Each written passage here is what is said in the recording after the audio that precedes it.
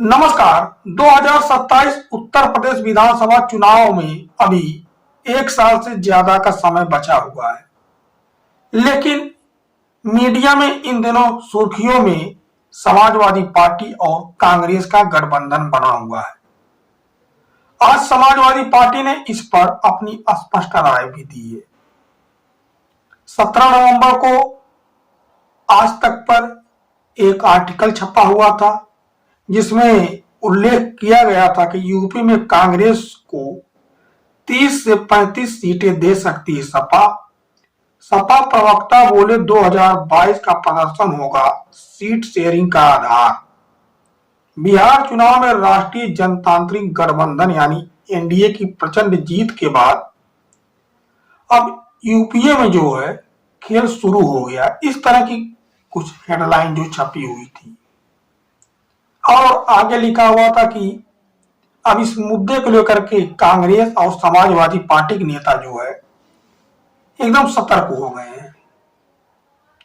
अब इसको लेकर के समाजवादी पार्टी की मीडिया सेल ने अपने नेताओं और कांग्रेस के नेताओं को आईना दिखाते हुए एक लंबा चौड़ा पोस्ट लिखा है और लिखा है कि सभी राजनीतिक दलों के नेता और प्रवक्ता सीट शेयरिंग पर बयानबाजी से बचे। 2027 का चुनाव महासंग्राम की तरह है। इस चुनाव में कांग्रेस और समाजवादी पार्टी का आपसी सीट शेयरिंग दोनों दलों के शीर्ष नेतृत्व और राष्ट्रीय अध्यक्ष मिलकर तय करेंगे। दलों के नेताओं से निवेदन है कि कोई बयानबाजी ना करें।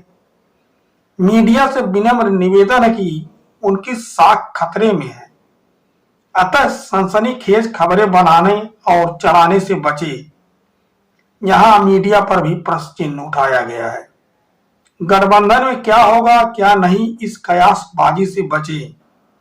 दोनों दलों के बीच गठबंधन में सीट शेयरिंग और चुनावी रणनीति दोनों दलों के बीच शीर्ष नेतृत्व तय करेंगे। भाजपा के इशारे पर मीडिया के बंधु गठबंधन तोड़ने का प्रयास ना करें, क्योंकि इंडिया गठबंधन अडिग है और भाजपा को हराने के लिए प्रतिबद्ध है।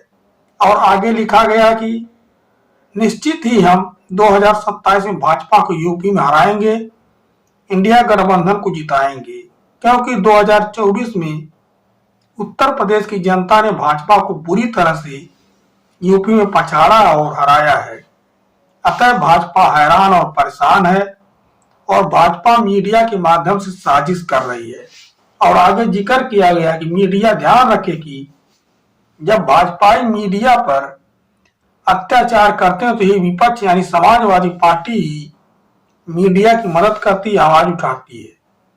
अतः लोकतंत्र की स्थापना और भाजपा की पिटाई से बचने के लिए मीडिया को भी रोटी उल्टने पलटने में मदद करनी चाहिए और लोकतंत्र का बैलेंस बनाए रखना चाहिए।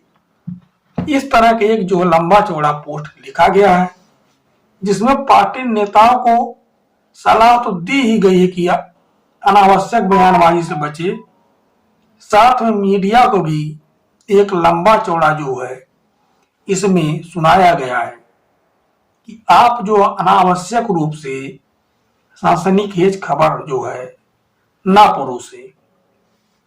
आपने देखा होगा अभी पिछले दिनों एक्टर धर्मेंद्र जो अभी 3 दिन पहले उनका निधन हुआ, उससे पहले उनके निधन की खबर जो है प्रसारित कर दी गई और वह खबर जो अफवाह निकली। तरह तरह की खबरें जो विपक्ष के नेताओं के पक्ष में प्रसारित की जाती है, बाद में वो खबर जो फर्जी पाई जाती है।